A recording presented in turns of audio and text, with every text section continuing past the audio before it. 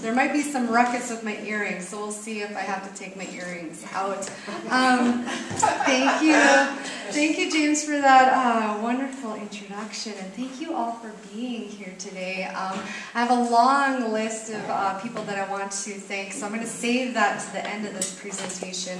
And because I have a lot that I want to talk about today, so I'm going to just dive right in. As James mentioned, I am in the process of turning my dissertation into a book, and it's a very lengthy process because my dissertation currently weighs in at 408 pages. So I'm trying to reduce that back down to normal book length land. And so what I want to do for you guys today is to have this presentation outline follow my dissertation chapter outline. And as you can see, my dissertation has 8 chapters, so that gives me about 5 minutes to talk about each chapter. So I won't get to tell you guys everything, but instead I'm going to focus on things that I found interesting, so some little tidbits here and there. So just to give you an idea of what I'll be talking about today, Chapter 1, of course, is the introduction to this world of Native high fashion. And the second chapter begins the story with Lloyd Kiva. I see him as the father of the Native high fashion movement. The third chapter kind of switches gears a little bit and looks at the role of education in contemporary Native clothing design. And the fourth chapter focuses on one particular instructor, and that is Wendy Ponca. She taught at the Institute of American Indian Arts for a decade in the 80s and 90s. And she's very integral to this movement because 2 of her students are 2 of the most important designers that we see today, and that's Pilar Agoyo and Patricia Michaels. But my dissertation has this very southwest regional focus, and so I was also interested in what was going on outside of the southwest in the rest of the United States. And so for chapters 5 and 6, I kind of look out. And what I found was that the majority of the Native designers were women. And so chapters 5 and 6 focus on Native female designers, and 5 is on a specific time period of the 1970s and 80s, and chapter 6 looks at the 1990s to the present. And then I finished by focusing on one of the more exciting designers that we see today, and that is Virgil Ortiz, who is a Cochiti potter turned fashion designer. And then in chapter 8, I offer some of my conclusions about Native high fashion today and into the future.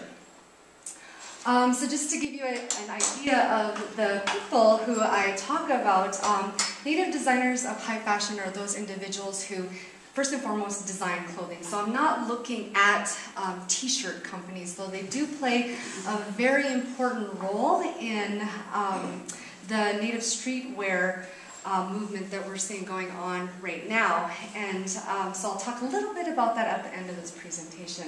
Secondly, they participate in fashion shows. Third, they sell their garments and have clients. And fourth, they constantly create new clothes for a regional, national, or international market. And the designers highlighted in this dissertation have established themselves as important artists by consistently participating in these activities over the duration of multiple years. And anytime you talk about any projects with Native people, the question of who is Native ultimately arises. And for the sake of simplicity, I focus on those individuals who self-identify as Native and are recognized by their communities as members. Now, there are many reasons why I pursued this topic, but one of the foremost goals of this study was to document the development and evolution of the Native high fashion movement. This is a very timely topic because several of the main participants of this movement are still alive and available for interviews. Another goal of this study was to analyze the various cultural and social issues associated with this movement And this includes the appropriation and misappropriation of Native designs by non-Native designers, including, including sacred iconography. And I also addressed the Western construct of beauty, which champions certain physical characteristics as desirable. And I discuss how Native concepts of beauty correspond or conflict with this construct. A third goal was to return the representation of Indianness in fashion to Native agency. And I see this as part of a larger movement of critiquing stereotypes in popular culture and mass media. And a final important goal was to discuss this topic from a Native perspective, and therefore interviews became very important. And so just to give you a brief overview of my research procedures and methodology, first and foremost were the interviews, and this really led the project. But I countered those interviews, those stories, with archival research, and the majority of which was conducted here in Santa Fe in various archives and museums. But I also did research in New York and DC, and at the Smithsonian, and then also in Phoenix at the Herd. And I also got to do some ethnographic research, which meant that I got to go to a lot of fashion shows, which was a lot of fun. And it was very important because this art form is meant to be seen on the human form and to be seen in motion. So it's very important that I saw these these garments in person. Now, just to give you an idea of how I'm looking at, or I'm thinking about this topic, I just want to give you some quick main concepts. And the first is that fashion is a form of expression and a form of communication. And that is just basically that what we wear says something about who we are. A second is that art contributes to cultural continuity. And I really like this quote by Marcia Bull in an article that she wrote in 1985, which is, quote, "Art can operate as a potent force in maintaining a cultural self-image due to its high visibility," end quote. And I think that this is particularly true for clothing and fashion because it is one of the first things that we see when we see each other. The third is the tradition of innovation, and in the past, story served as a main inspiration point for Native clothing makers. And I get this from Landis's work in the 1930s. And many designers who produce today also draw on tribal stories as a source of creativity. And almost every designer that I talked to saw themselves as an important bridge, as a vital link from the past, the well-documented clothing of the 1800s, to that of the clothing that's yet to be produced by future generations.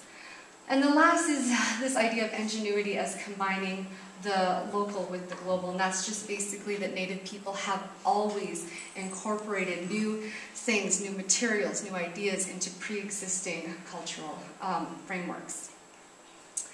I think that the majority of the US population has these preconceived notions about Native clothing and about fashion, and that sometimes that this may seem incongruous. But I argue that high fashion and Native attire have much in common. Both are evaluated on the quality of materials, the uniqueness of design, and the flawlessness of the design's execution. And I like this quote up here: "Traditional doesn't mean grandma's old dress." And so to begin this story, I start off with Lloyd Kiva. Like I mentioned, he was a Cherokee fashion designer, a very successful one, operating in the 1940s and 50s, based out of Scottsdale. And so I consider him the father of Native fashion. And while we have many mothers and grandmothers of this movement, right, it is well recognized the central role that Native women played in perpetuating certain cultural traditions. I see him the father because he was recognized on a very large scale. He opened up an entirely new market for Native clothing. He went national and international, and he went on to mentor many of the individuals I'll highlight today. In 1951, he became the first Native designer to show at an international fashion show, and that was in Atlantic City. In 1952, he was featured in the Los Angeles Times, and here's a little snippet of his dress with the tagline, "Going Native." In 1957, Miss Arizona, Lynn Freese, wore a Kiva dress to the Miss America pageant. So he was on this whole new level. Lloyd Kiva believed that the oldest art form for all humans was the act of adornment and of decorating the body. He said, fashion, quote, represents one of the most basic and compelling of artistic impulses, the art of personal adornment. And so therefore he saw this medium as a common ground where diverse cultures could meet and appreciate their differences. He also advocated that Native cultures were essential to American identity, and now this is not a new concept. However, New and his colleagues believed that the Native could serve as a basis for a modern art and fashion movement in the United States. He explained that there wasn't anything more American than the Native American, and he encouraged people to express this on their clothing. Importantly, he used his fashion shows as opportunities to educate people about the importance of Native cultures to the United States. And here is a picture of him. You've probably seen this picture before, of him emceeing one of his fashion events, which were often held poolside. And here's two of his models. So he's making education really fun. And what's cool about him is that he collaborated with many other Native artists. And at one point he had 15 assistants working underneath him. He worked with acclaimed Navajo artist Andrew Van Sinigini, who painted unique fabric designs, and Hopi artist Manfred Sisunkua, who helped design and silkscreen the quality fabrics, and Charles Lolama, who created the exclusive buttons, clasps, and metal detailing. So in any given garment, you could have, four, very prolific artists creating this stuff. And because they're from different tribes, they were very careful not to include any sacred or taboo symbols. They kind of kept each other in check in that sense. And they secularized some imagery for the market, like the Navajo holy people on this orange shirt dress on the right. And this is at the same time that Navajo sand painting was a tourist art form. And so these guys were taking that same concept of slightly altering sacred imagery to make it something that you could sell. And so they're applying that same concept but to clothing. Lloyd Kiva incorporated Native design concepts to create items that worked within Anglo-American concepts or paradigms of gender, class, and ethnicity. And he created a successful business when options were limited for Native people. This is the 1950s, when the government policies of termination and relocation were in full swing, where the government was trying to dissolve Native cultures into American society. And so the fact that Lloyd Kiva's business, which was based on celebrating Indianness and its importance, is very significant. He also created new possibilities for future generations. He believed Native artists could embrace modernity and the market without relinquishing their connections to their communities or tribal identities. So this is in direct opposition to the current relocation policies at that time. And because he believed, and this is because he believed in empowerment through economic development of the arts, especially since he saw the arts as being central to Native cultures. And as most of you know, Lloyd Kiva went on to co-found the Institute of American Indian Arts here in Santa Fe in 1962. And just to give you an idea of his Indian art education philosophy, he once stated, quote, "The freedom to express should not be hindered by ideas that Indians did the best work they could do in 1890, end quote. And just to switch gears, I want to talk about the role of education in contemporary Native clothing design. And this was a very important chapter to me, because an underlying question central to my research is, what does it mean when Native individuals proudly wear their identities on their sleeves, literally, especially considering our oftentimes brutal history of acculturation, assimilation, and Americanization, in which boarding schools played a central role. And so you'll see here there's two images of two very different classroom environments. The one on the left is a sewing class at a boarding school, and the one on the right is from a traditional techniques class at IAI, which I'll talk about more in a second. And as most of you are probably aware, upon arrival at boarding school, students went through an initiation process of sorts in which they were stripped, given new clothes, and had their hair cut.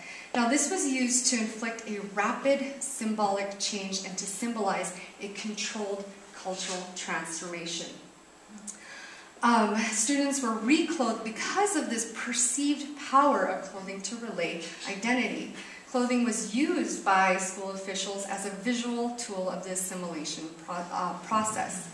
And so this was at in the late 1800s. And at this time, two of the most highly policed populations were the African American populations, but also Native populations.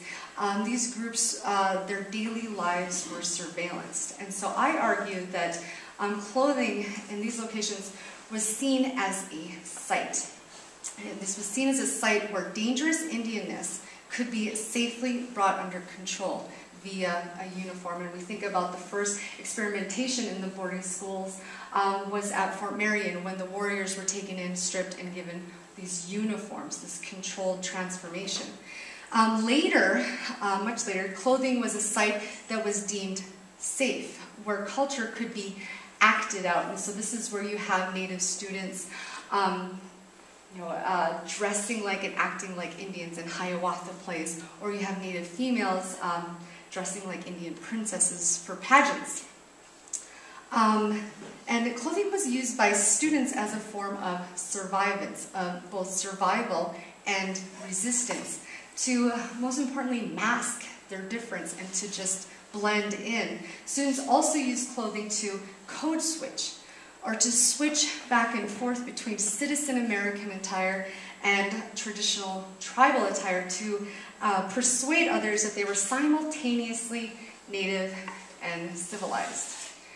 Now, sewing classes were central to all of boarding school curricula, and through sewing classes, the practice of clothing making in Indian communities was forever changed. Whereas sewing was a tool for assimilation in these schools, later, as we'll see in this presentation, it would become a tool for creativity and a way to maintain traditional practices.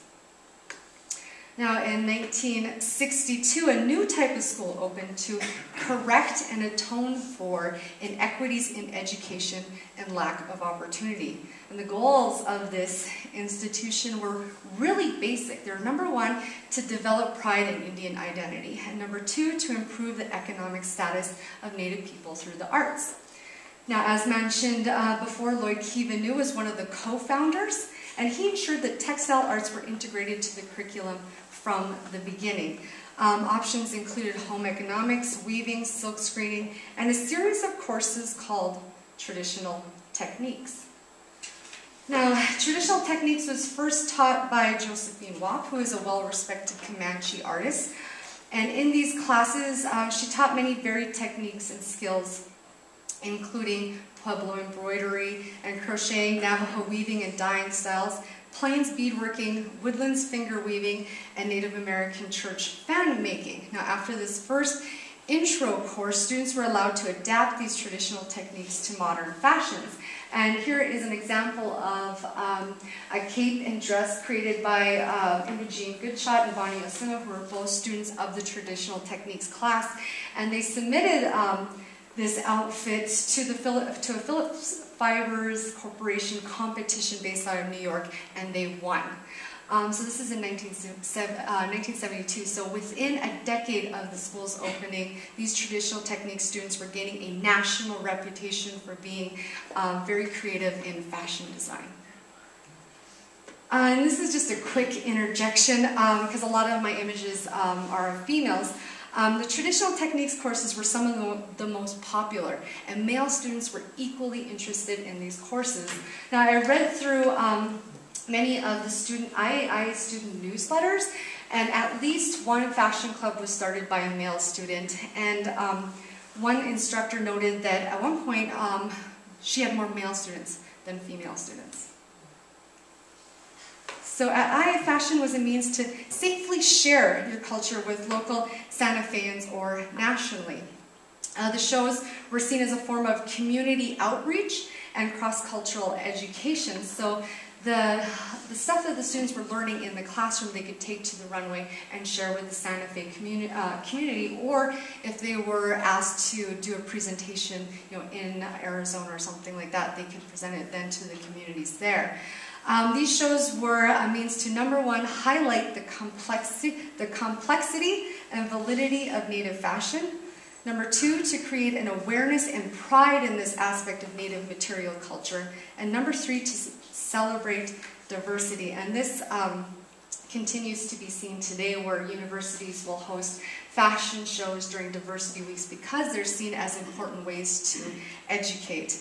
And at II, students were encouraged to extend Native clothing traditions into the contemporary realm and push them in new directions.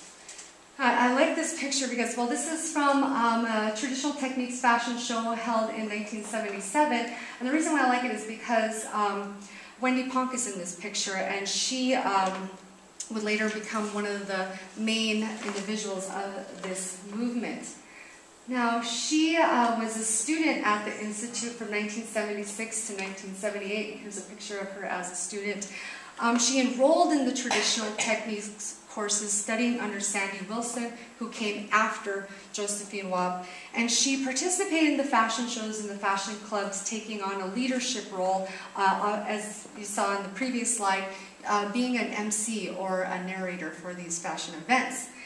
After she graduated, she went on to college elsewhere and did a couple of programs internationally, and then she came back.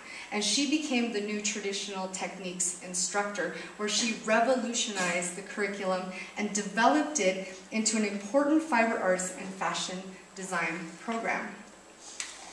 Ponca has been described as an Osage Avant-Garde, but also as perpetuating the legacy of Spider Woman, who taught weaving to the Osage people. Now, about her design philosophy, she explained, quote, "Many people do art for money. Others do art for art's sake. I do art for history's sake. I want to preserve my traditional culture while reflecting the signs of contemporary America," end quote.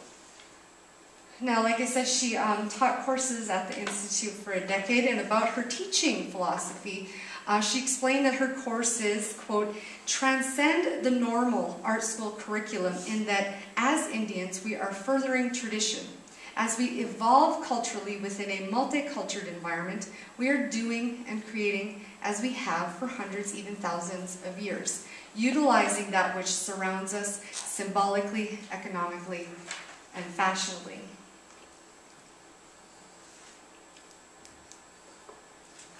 Now, as a designer, Ponca used innovative new materials in her fashions to tell traditional Osage stories. For example, she used mylar, which is a synthetic silver reflective material used on space shuttles, and she appreciated the idea of using a material that was connected with the sky and stars, especially since traditional Osage stories describe the people's connection with the sky world. In fact, Osage people believe that their ancestors came from the sky. So to Ponca, the use of mylar accentuated that relationship. She also incorporated, oh sorry, there's going to be some brief nudity. I always forget. She also incorporated and brought back the use of various Osage symbols on bodies and on fabric. And they were used symbolically to reference traditional Osage cosmology, and they presented her theories on female beauty and power. For example, the spider symbol was connected with women and was tattooed on the backs of the hands of prominent women in the community. But by the 1960s, it had fallen out of use, and few people were still tattooed in this manner. But Ponca revived the use of this symbol by inscribing it on her garment, as you can see here, and on the body, which if I just backtrack quickly, you can see very faintly that she's put it on. She's painted it onto her own hand. And then also the snake. The Osage share a special relationship with the snake, and some scholars suggest that the Osage's name for themselves, Wajaji, is, quote, an old term, said to refer to the snake after shedding its old skin and again in full power, end quote. Here the Osages perceive a direct link between themselves and the freshly emerged powerful snake. So these markings are not only patterns on fabric and on the flesh, they are also messages that tell Osage stories. Now, Ponca demonstrated that the popularity of fashion and of tattoo and body art could offer Native people a means to revive traditional practices and open a road for expressing personal identity and group affiliation for future generations. Now, one of Ponca's more exciting ventures was the co-founding of a group called Native Uprising, which was the first known all-Native fashion clothing design cooperative effort of its kind. And it consisted of over a dozen IAIA students and alumni. They were designers, models, photographers, painters, and makeup and hairstylists. And there's Marcus Ammerman, if you can recognize him. And what they did was they got together and they created these really fantastic fashion shows. And they sought to champion fashion as art. And I like this picture too because you can see Patricia Michaels here and Pilar Agoyo here. They're both very active in this group, along with Wendy Ponca, Marcus Ammerman, Jerry Ingram, and other individuals like that. And the creativity of this group essentially forced SWIO to create new categories for the Santa Fe Indian market. This collective fueled a movement that made Santa Fe a recognized center for Native couture. Fashion shows were an essential component of their activities, and through them, Native Uprising nourished a love for fashion in Santa Fe. Now, the next two chapters focus on female designers, and these were important chapters because many Native design traditions were perpetuated by women, and this continues today. Women have produced many works of outstanding beauty and utility, with textiles and clothing making being some of the most significant. And so this chapter focuses on a specific time period, the 70s and the 80s, if you couldn't tell from the picture. So one person that I highlight in this chapter is Margaret Wood, and she is the author of the only book on Native fashion, which is right here, so I'm just going to pass it around. Hello, Ryan. So she began designing and making clothes for herself because she could not find clothing that adequately expressed her identity as a Native woman. And she wore her designs as a school teacher on the Navajo reservation. She explained that, quote, it was a way of looking Indian and reinforcing the idea that students should be proud of their identity, end quote. She eventually published her designs in a book, and her goals were, number one, to create contemporary versions of Native clothing designs and styles. So if you read this book, you basically can create yourself an outfit afterwards. Two, so it's kind of like a how-to book. The second is to reveal Native women as talented, creative, and innovative. So throughout the text, she speaks highly of the skill and creativity of women in the past and those working today. And the third is to encourage Native youth to continue their tribal clothing practices. So what she did, and you got to put this into context, this is the 70s, was that she updated or modernized these traditional clothing styles to make them, hip and something that we could participate in contemporary society.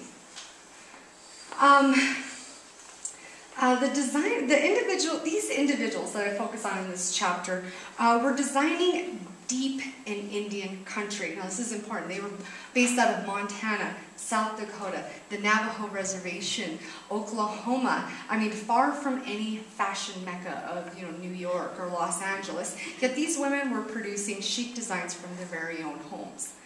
Now their fashion shows were primarily community-based projects to build and maintain this sense of community. And their families were actively involved in, every designer that I talk to talks about how, their family does play a very central role. However, it's most pronounced with this group of designers. They talk about how their children are their models, their sons and their daughters are their models. Their sister helped co-produce the fashion show, and their uncle was also one of the performers in the show. So these women expressively state the central role that their families play in making their businesses successful and their projects successful. And their fashion shows were educational, like the shows that I talked about before. However, these shows were directed at community tribal youth to teach them and to revive practices. Now this is Monkapemi fashions made by Ramonia Jacobson, who is Oto, and she highlights how these designers incorporate powwow chic into fashion. Now, moving a little bit further to the 1980s, these designers created, the designers who were operating in the 1980s created garments for the new client, which were Native females who were taking center stage as leaders and advocates. Now, the designers infused the garments with their tribal ideals pertaining to gender, beauty, the female body, and representation, which was not the Pocahontas image. Now at this time, if you recall the 1980s, the waif look was becoming fashionable, and the fashion world basically ignored other body types. So in 1988, Raina Green, and Raina Green was on my dissertation committee, which was a complete honor to have her on there. And in 1988, she wrote an article on being a woman, and she candidly addressed differing cultural understandings of fashion and body image. She wrote, quote, "Like my other Cherokee relations, I'm Indian and round. But I live in a world populated by thin non-Indians, and where the thin look and fashion and style are all important," end quote. She then posed the question, quote, "So how does a round person fit in a linear world?" End quote. And so this picture shows, this is Raina back here in the white, and this is Margie Berdowak, who was one of the designers working at this time, and Margie basically clothed this whole collective. For Green and others like her, designers such as Phyllis Fife, who was operating out of Oklahoma at this time, and Margie Berdowak, who is out of Montana, these native designers were saviors of sorts, providing chic attire before other American designers and companies caught on. Green explained, quote, "Proud to see us represent ourselves and our people well, Margie Berdowak was in the avant-garde movement to make big women look good and distinctive," end quote. So these designers and their clients demonstrated that designers who are willing to take chances in fashion have the potential to destabilize the Western beauty construct and offer alternatives through their designs. So in the 1990s, we see a new crop of designers emerging, and many of whom had connections with the Institute of American Indian Arts. Now these designers actively sought to deconstruct stereotypes by focusing on things like construction process, so the act of creating became almost more important than the final product. And they also like to experiment with new silhouettes and forms, and this is a circle dress made by Patricia Michaels, and it's basically a piece of fabric cut into a circle. That's the front of the dress. And then the same piece for the back, and then it's sewn together on the sides, and the edges of the circle are allowed to kind of fall onto the sides and down like this. And so we see also this group drawing off of tribal concepts like the importance of the circle to Native people, instead of just replicating stereotypical Indian motifs. And so two of the designers that I highlight in this chapter include Pilar Agoyo and Patricia Michaels. Now Pilar is a fashion designer, but she is also a costume designer for films. And so she produces these really edgy or theatrical pieces that add drama to the regular fashion show format. And this is a still from a video that I took in a very crappy video, or else I would have showed the video. I need to work on my videography skills. Of her designs at the Buffalo Thunder fashion show. And so this is she made this dress, and it's accessorized with these large silver wings. So if you ever get the chance to go to a native fashion show, definitely go. You will not be bored and you will not be disappointed. They're very exciting. So, and here's a little bit more of what she does. And here's the dress, again, without the wings, and some other things by her. Now, just to quickly move along, Patricia Michaels, what I like about her is that she's interested in the entire process of clothing making. She says she begins each piece like a blank canvas with white fabric that she paints on, silk screens, and then constructs or sculpts into garments and clothing. Now, her latest collection draws off of the centrality of water to Pueblo worldview, and she does this to impart Pueblo concepts and to honor her cultural heritage. She also has a green line, which uses eco-friendly materials. She says, quote, "It's putting an organic feeling to who we are. It's like everything natives stood for in the first place that made us savage," end quote. So about the relationship of her clothing to stories, Michaels stated, quote, "Every garment that I make, the fabric and the cut of the garment tells a story. Some people do it through pottery or painting or jewelry. For me, I just thought, well, somebody can wear it. They can feel these stories on their skin," end quote. Now, I met Patricia Michaels at the 2006 Heard Indian Market, and I got the chance to talk to her, and she shared with me that her clothing designs were frequently criticized as being not Indian enough by Indian market goers, judges, and gallery owners. Now, if you guys are following the Indian market scene, you'll know that 4 years after she told me this in 2006, she was the unanimous winner of the 2010 Santa Fe Indian Market's Textiles Classification. She received the Best of Classification award, competing against traditional native textiles. So this is a very exciting time for native fashion. And I just want to show one more designer to you guys today, and this is Virgil Ortiz. And he was first a potter, but now works in a variety of media, including fashion design. In 2002, he collaborated with New York fashion designer Donna Karan, and his pottery designs were placed on the body in the form of high fashion. About his fashion, he says, quote, "All my inspiration originates from historic Cochiti pots, but with designs that I've pushed in other ways," end quote. So his transfer of Cochiti pottery designs to the human form is significant, considering Pueblo creation stories which describe how the people were made from clay. So he sees these two art forms as intricately connected.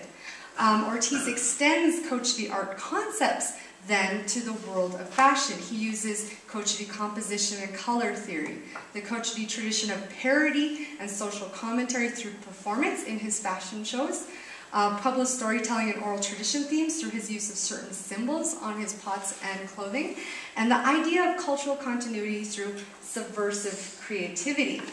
In other words, Ortiz uses the lens of Cochiti aesthetics to understand and express to others the world around him. Something important to note about him is that he doesn't want to be viewed as a stereotypical, noble, peaceful Indian sitting with his pottery next to a pinyon tree. And this is something that he actually said to a reporter during an interview. So he rejects these ideas of the Indian, and instead he goes to the complete opposite end, and he exoticizes his models to exacerbate otherness. And he seeks to denote his difference with the ultimate goal of confirming otherness, and this promotes his ideas of Cochiti distinction, of Cochiti nationhood. Now, this image is from one of his fashion shows that was held at the Scottsdale Fashion Week in November of 2007, and I was able to go to it, and it was a really great experience. And he debuted his Les Sauvages Primitifs line, and this title of this show and this concept of this show came from his experiences while he was touring through Europe. I think he was doing a pottery show over there, and he was referred to in the media as les sauvages primitifs, which he interpreted as the primitive savage, and he was offended by this.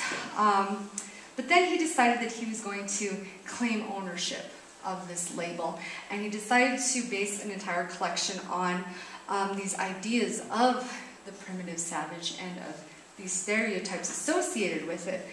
And so the show opened with this individual, and this is Quetzal Guerrero. He is a native performance artist, and he opened the show. He came out playing this electric blue violin, and he playing a song, he walked the entire length of the runway. And it was a very powerful opening because it really got the audience ready for what they were about to see for the rest of the show. And so what Ortiz does in this particular image and in the rest of the show is that he juxtaposes elements associated with the primitive and the wild, right? The horsehair and feather accessories and the references to tattoos. Quetzal is bare-chested, and he has Virgil Ortiz's signature swirl designs painted on his chest. And he juxtaposes these elements with those associated with the civilized, right? Fashion, couture, violin, classical music. And he does this to kind of blur the boundaries that we might see between the primitive and the civilized. And he also comments on stereotypes, these stereotypes that continue to affect Native people today. These labels are still being used in mass media, as he has demonstrated. And so this is a little bit more from his show. Now, just to kind of wrap it up a little, because I'm probably, oh no, yay, perfect. Okay, I'm so stressed out. I recently found out that a proposal that I submitted to present at a Yale conference on streetwear was accepted. And I'm really excited about this because I finally get to look at Native low fashion and, and Native streetwear couture. So what I want to do for you guys today is to share an excerpt from my proposal. And I've matched the proposal up with a series of images, and it's like 12 images. It's a lot of images that you're going to see in the duration of like 2 minutes. So keep your eyes on the screen and sit back and relax. So several grassroots Native fashion companies have emerged in the past decade, fueling a movement of Native youth who proudly wear their identity on their sleeves, not only in their reservation communities, but also in urban environments like Phoenix, Los Angeles, Seattle, Minneapolis, Winnipeg, and other large cities. These designers inscribe the All-American t-shirt with images of historical Native American heroes, contemporary political critiques, old tribal design motifs, and positive and insightful messages written in Native languages. In vibrant hues and bold graphics, their streetwear designs are undoubtedly contemporary, yet the messages they convey draw on age-old traditions and cultural practices. And they are infused with a keen awareness of the social, political, and economic trends that affect Native peoples today. These artists are pro-Indian, and if you can't see it, it says, "I heart Res Boys." So these artists are pro-Indian and tribally centric in their production and reproduction of knowledge.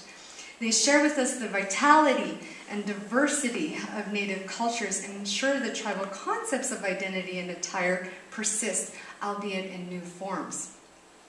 Some makers and wearers see these garments as clothing of resistance. They deconstruct and discredit stereotypes. They offer alternative forms of performing gender and expressing beauty, and promote resistance in the form of active presence. And this type of presence is important because most Americans attribute Native authenticity to stereotypes they themselves have created. And this is Paris Hilton. leaving no space for the existence of contemporary Native identities. These designers seek to regain this space through everyday clothing in which we can all engage. And as one streetwear artist explained, our existence is our resistance. So that was my proposal that was accepted. So I'll be presenting on that in April. Yay. So just some conclusions, looking at all of these designers, from Lloyd Kiva to the young streetwear artists that I just presented on. And each of these designers use clothing as a communicator, and this is oftentimes like storytelling. Each designer used clothing as a means to express or promote pride in Indianness. This is either tribe-specific or pan-Indian. And each designer, though from a different generation and a different decade, fought stereotypes, and like you see with these young streetwear artists, they are continuing this battle. And all are trailblazers, opening new doors and creating new opportunities for Native people. So with that, thank you.